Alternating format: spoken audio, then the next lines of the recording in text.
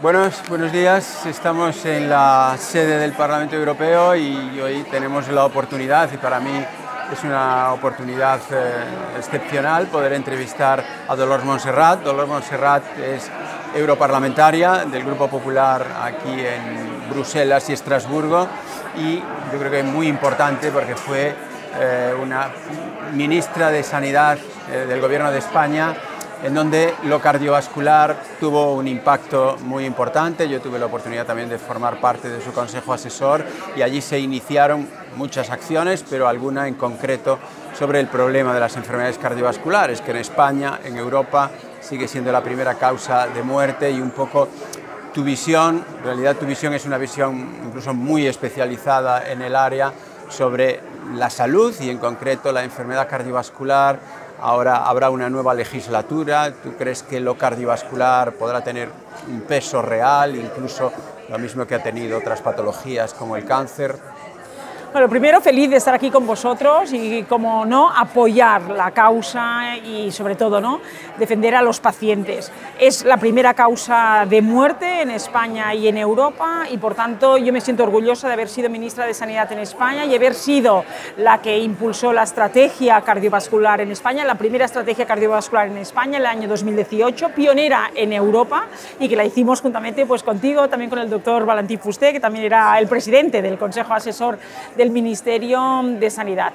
¿Por qué? Porque, sobre todo, lo primero que tenemos que decir a los pacientes y a los ciudadanos es que es prevenible un 80%, por lo tanto tenemos mucho que hacer, tenemos mucho que explicar, tenemos mucho que educar. ¿Por qué? Porque tenemos que trabajar mucho en la promoción de la salud, que ahí es una responsabilidad de cada uno de nosotros, y dos, la prevención. Si trabajamos muy bien desde las políticas públicas, sean a nivel nacional o a nivel europeo, la promoción y la prevención, la verdad es que saldremos todos ganando.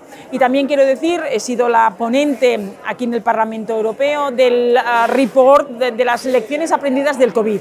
¿Qué hemos visto durante el COVID? Pues que muchas de las otras enfermedades, como puedo pensar en las cardiopatías, pero también las cáncer, pues que han sufrido, no solo en España, estoy hablando en general en toda Europa, retrasos en las consultas programadas, en las operaciones, y donde estamos viendo que en España hay listas de espera hasta 90 días pues para las cardiopatías. Por tanto, es la hora de que el Gobierno de España se tome como una prioridad esa estrategia que dejó el Partido Popular en el año 2018, que lo único que han hecho el Gobierno español es publicarla en el año 2022, pero que no la están ejecutando, que no está llegando de verdad a los ciudadanos, y lo estamos viendo pues porque ha incrementado el número de días en la lista de espera.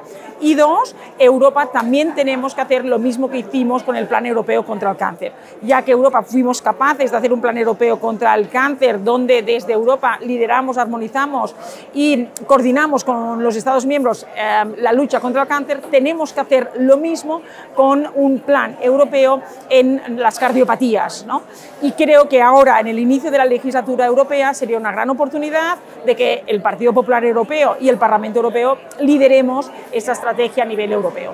Sí, sin duda. Es decir, incluso aquí yo represento a la Federación Mundial, a la World Heart Federation, y es un poco nuestro objetivo, es salud cardiovascular para todos, en línea con lo que estás diciendo, es decir, promover educación, porque es básico. La enfermedad cardiovascular se puede prevenir y conocemos muy bien cómo prevenirla. Hay que educar a los niños en las escuelas y tal. Y después hay que evitar inequidades en el cuidado, y también eso es muy importante, y ver.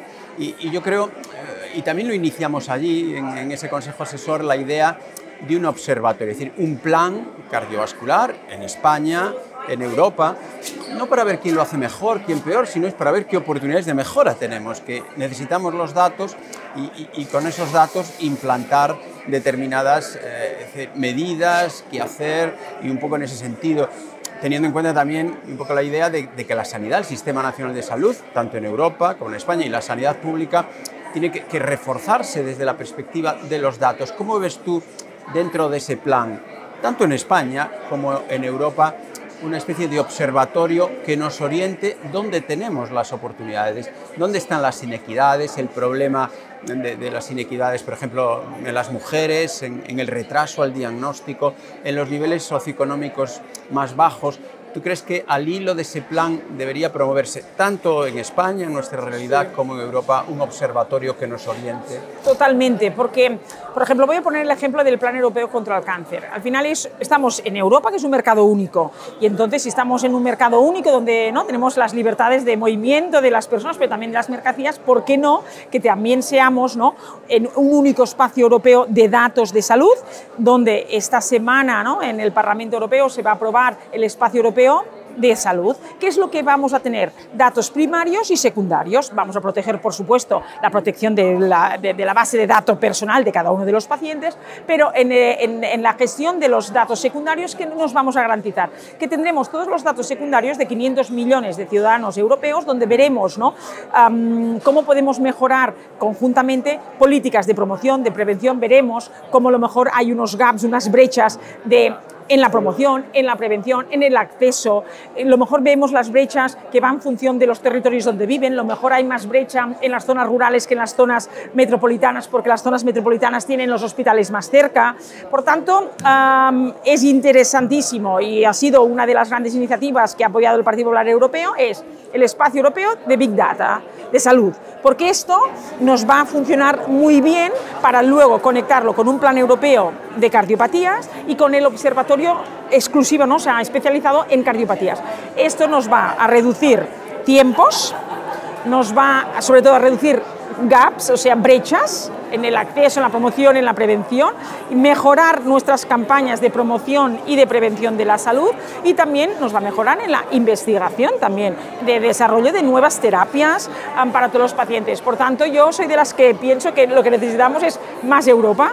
Como más Europa, más acceso y más llegaremos a todos los 500 millones de ciudadanos, y lo que haremos es que todo el mundo tenga el mejor y el más rápido acceso a los mejores tratamientos y también el mayor y mejor acceso a la promoción y a la prevención de la salud. Sí, yo creo que realmente es fantástico esa orientación, porque a veces los planes se quedan en definir una serie de estrategias, pero tú tienes que ver cómo esas estrategias se implementan. ¿Y cómo se implementan? Pues esto, con datos que te orienten dónde tienes tú las oportunidades. Lo que comentábamos antes, en las mujeres el retraso en diagnóstico, pues ahí hay una oportunidad, a veces gaps en el tratamiento, promoción de la salud en los sectores más desfavorecidos, más vulnerables, totalmente. Proteger los sistemas públicos de salud de alguna forma y hacer, aquí hay un sistema nacional de salud, y yo creo que es importante que ahí está la medicina pública, la medicina privada, pero también tenemos que hacer que la medicina privada entre en esta dinámica de observatorio de datos, ¿no? de cuál es su actividad y su calidad. ¿Por qué? Porque sería muy bueno para conocer qué resultados tenemos en todos los ámbitos de la medicina e identificar las oportunidades de mejora, ¿no? Totalmente, ¿no? El Sistema Nacional de Salud ya no solo en España, sino en Europa, es el conjunto, ¿no? De la parte pública y de la parte privada. Europa no conoce otra manera de trabajar que de la mano de la parte pública y de la parte privada. Y pongo como, por ejemplo, las vacunas del COVID, cuando nos encontramos en mitad de una pandemia global y que afectó muy directamente a Europa, fuimos capaces desde la parte pública europea de invertir e investigar en vacunas COVID, pero que esa investigación la hizo el sector privado, pero luego hicimos una compra centralizada, luego hicimos una vacunación masiva, luego fuimos capaces, Europa, porque uno de los grandes valores es la solidaridad, de exportar también estas vacunas a terceros países que no tenían esa capacidad. Por tanto, yo creo sinceramente que la unión hace la fuerza y que el conocimiento, ¿no? y el traspaso, ¿no? de este conocimiento a 27 países de la Unión, lo que nos mejorará en todo será pues, todos los pasos de promoción, prevención de la salud, luego el diagnóstico precoz, luego la investigación en nuevos tratamientos, luego el acceso a los tratamientos, sin tener en cuenta, ¿no? O sea, que no haya ningún tipo de gap, de brecha en el acceso, independientemente, ¿no? de tu condición, de dónde vives en el mundo rural, si eres una familia vulnerable, no, sino lo importante es que todo el mundo tengamos el acceso a esa promoción de la salud, a esa prevención de la salud, al diagnóstico precoz y al acceso a los mejores tratamientos y a los mejores hospitales que son nuestro Sistema Nacional de Salud. Sin duda, España es de alguna forma ese ejemplo de que la medicina pública es el mayor logro social, con la educación pública, con las ayudas sociales, pero todos que estamos implicados en sanidad debemos medirnos con la misma estructura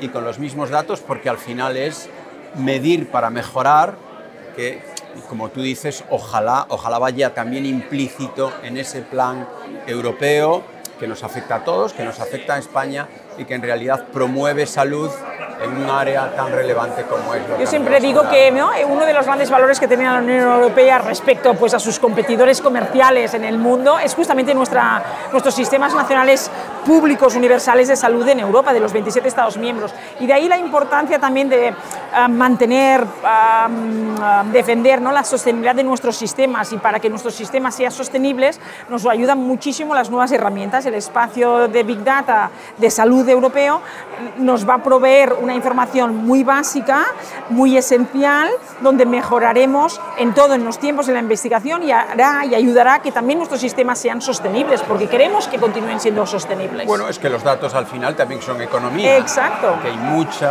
poder económico en los datos, como tú decías, también mucho poder de la investigación, por tanto, sin datos es muy difícil hacer políticas adecuadas.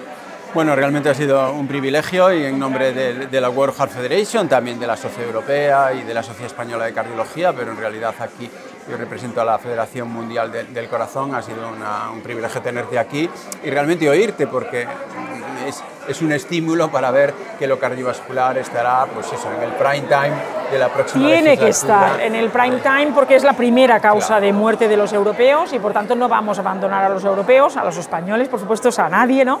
Y por tanto vamos a trabajar igual como hemos hecho con el cáncer.